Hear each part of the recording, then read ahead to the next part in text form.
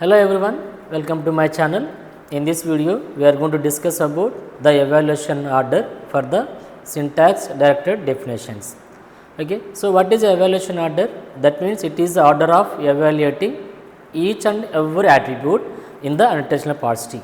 So, where to evaluate the particular order, okay, where we have to use the dependency graph. So, what is a dependency graph? The dependency graph is used to determine the order of computation of attribute values. Okay. So, this is the what is a dependency graph, where there is some rules are there. Okay. So, dependency graph. Okay. So, that means if any attribute is depending on the any another attribute, so then we have to mention that what is the order here, that is called as a dependency graph. So, there is a two rules are there for the synthesized attributes as well as inherited attributes.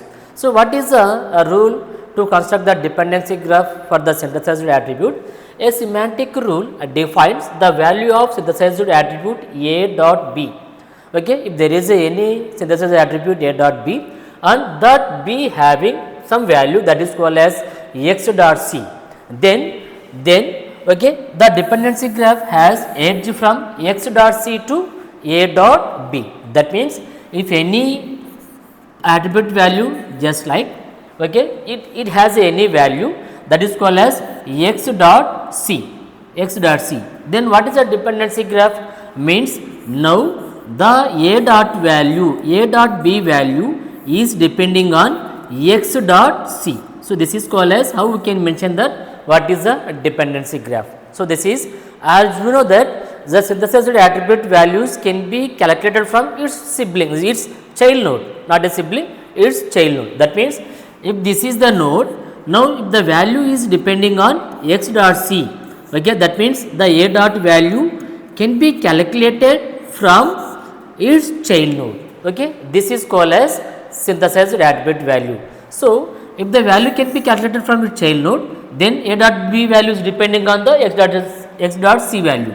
So, this is called as what is the dependency graph for the synthesized attribute. Similarly, now for the inherited attribute, okay, so if there is any value for the inherited attribute B dot C, then it has any value X dot A, then